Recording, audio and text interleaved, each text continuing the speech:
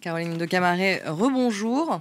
Le Rassemblement national ne parle plus de sortir de l'Union européenne, mais on l'a constaté, il remet en question en revanche un certain nombre de ses principes. On sent une véritable fébrilité chez les Européens à l'approche effectivement de ce scrutin. Le Rassemblement national veut transformer l'Union européenne en alliance européenne des nations, synonyme de diminution des compétences actuelles de cette union, réaffirmer la supériorité de la Constitution française sur les normes et juridictions européennes, ce qui revient à s'opposer au cœur même du projet communautaire où évidemment le droit européen prime toujours sur les droits nationaux. C'est inscrit dans toutes les constitutions des 27 États membres. Le RN sur les questions financières, si on parle un peu de gros sous, promet lui de tenir l'objectif du déficit de 3% du PIB d'ici 2027. Simplement, les programmes tels qu'elles ont été calculées, effectivement, ont l'air au contraire d'être plus dispendieux, et c'est ce que soulignent les pays les plus frugaux de l'Union européenne.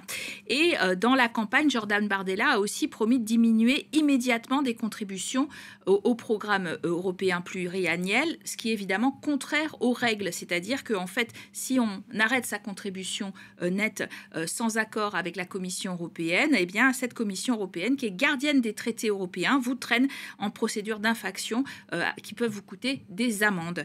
Et ça, effectivement, c'est important. Alors, il y a la question de la Banque centrale européenne et d'une possible fébrilité aussi des marchés européens. Que se passerait-il, effectivement, si ces marchés sanctionnaient l'arrivée au pouvoir d'un gouvernement Rassemblement national par un plongeon?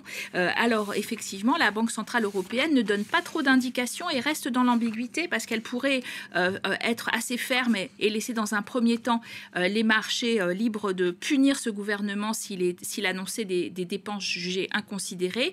Et puis, de toute façon, elle va toujours au secours d'un pays s'il risque d'entraîner la zone euro dans sa chute. Ça aussi, c'est quelque chose à prendre en compte. Enfin, dernière grande mesure annoncée par le Rassemblement national, la privatisation de l'audiovisuel public français et l'étatisation de l'audiovisuel extérieur auquel nous appartenons, d'ailleurs, France 24. Alors, juste, précisons que c'est désormais contraire à une loi européenne sur la liberté des médias qui a été adoptée en mars dernier par le Parlement européen et qui vise à ce que les fournisseurs de médias de services publics disposent de ressources financières suffisantes, durables et prévisibles correspondant à leur mission de service public. Cette loi limite aussi les risques de concentration des médias dans les mains d'un milliardaire ou l'autre. Elle arrive justement après l'expérience Meloni en 2023 d'une droite très radicale au pouvoir en Italie qui a fait un peu main basse sur la RAI et qui a changé toutes les têtes de la RAI, la télévision italienne. Et donc ça a été effectivement visé par cette loi européenne qui tente de garantir l'indépendance journalistique. C'était très important de le rappeler, Caroline.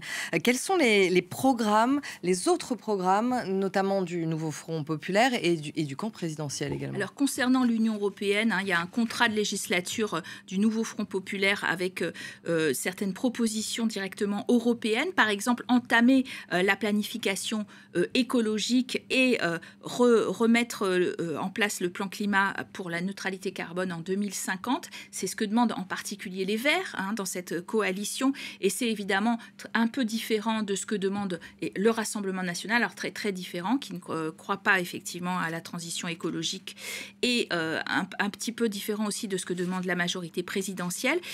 Encourager, donc dans le programme du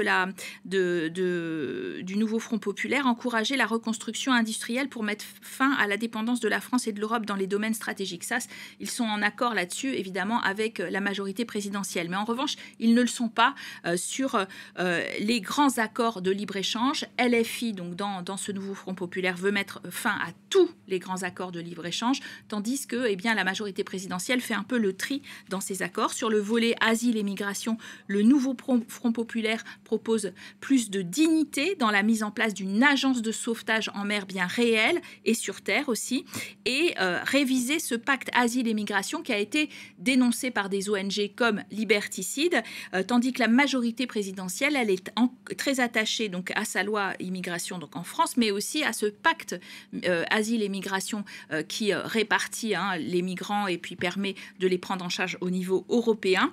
Puis dernier chapitre très important pour nous, évidemment, face à l'agression russe en Ukraine, le nouveau Front populaire affirme son ambition de défendre indéfectiblement la souveraineté du peuple ukrainien ainsi que l'intégrité de ses frontières par des livraisons d'armes.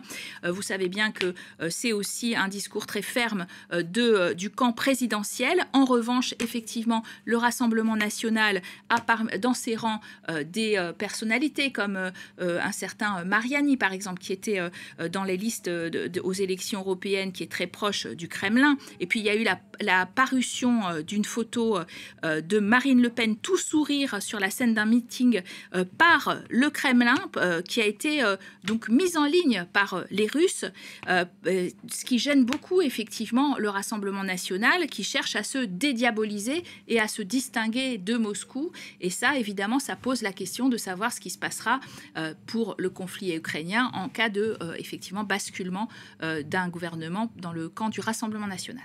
Merci beaucoup, Caroline.